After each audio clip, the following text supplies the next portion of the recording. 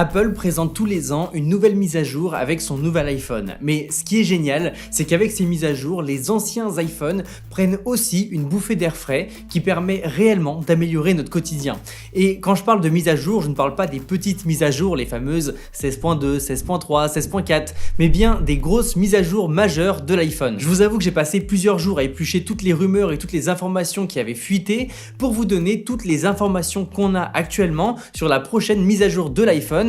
Et vous allez voir, ça va être assez incroyable et surtout par rapport à Siri. iOS 17 pourrait avoir un nouveau design sur l'écran de verrouillage. Selon les fuites, l'écran de verrouillage pourrait être plus interactif avec des animations plus fluides et des informations supplémentaires telles que la météo ou les rappels par exemple. Apple a dû remarquer qu'il y avait de plus en plus de widgets et des applications qui fonctionnaient super bien sur l'App Store et ils auraient donc décidé d'en faire quelque chose de natif avec cette mise à jour. Et ce qui est super intéressant, c'est que les iPhone 14 Pro et les iPhone 15 devraient profiter de plus de fonctionnalités grâce au Dynamic Island, tout simplement parce que les widgets de l'écran verrouillé travailleraient avec le Dynamic Island. Et si vous n'avez pas vu ma vidéo sur le sujet, je vous invite vraiment à aller la voir. Selon les rumeurs, iOS 17 pourrait introduire un mode sombre pour les notifs. En gros, les notifications qui apparaissent sur l'écran de verrouillage et sur le centre de notification seront présentées en mode sombre, ce qui devrait rendre l'expérience utilisateur plus agréable, surtout la nuit. Et ce qui est intéressant, c'est que esthétiquement, ça devrait être assez beau. Petit aparté, YouTube m'indique que la majorité des personnes qui regardent mes vidéos ne sont pas abonnées à la chaîne.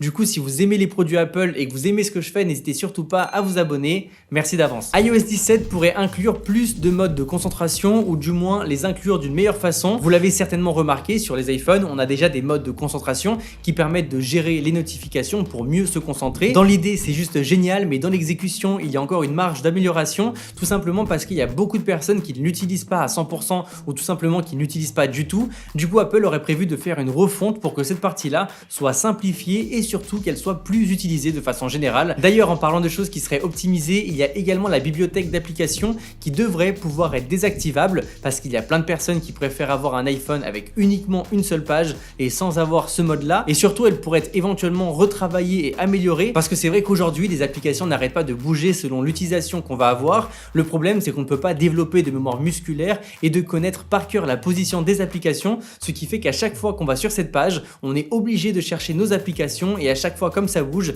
ça finit juste par être désagréable d'avoir tout le temps à rechercher quelque chose, c'est pas du tout fluide. C'est pourquoi Apple aurait prévu de retravailler cette page là et honnêtement, j'ai vraiment hâte. iOS 17 pourrait également permettre d'accéder à la 5G lorsqu'on fait des appels vidéo FaceTime, ce qui permettrait d'avoir une qualité vidéo et audio de meilleure qualité et surtout beaucoup plus de fluidité et surtout ça permettrait de faire des appels vidéo à beaucoup plus d'endroits et même à ceux où on n'a pas beaucoup de connexion internet. Du coup, c'est un vrai point positif. On devrait également avoir des améliorations importantes avec Siri. Il devrait maintenant être plus intelligent que jamais grâce à une nouvelle technologie de traitement de langage naturel et avec pas mal d'intelligence artificielle. De plus, Siri serait capable d'effectuer plus de tâches en mode hors ligne, ce qui signifie qu'on pourra tout le temps utiliser l'assistant vocal même s'il n'y a pas de connexion internet. Couplé à ça, l'intelligence artificielle de Siri devrait également être utilisée sur Spotlight, le fameux moteur de recherche dans l'iPhone, pour que l'iPhone soit globalement capable de répondre à toutes nos demandes. Et à ce niveau-là, ça permettrait d'avoir un iPhone beaucoup plus capable, beaucoup plus compétent et ça permettrait d'avoir globalement une utilisation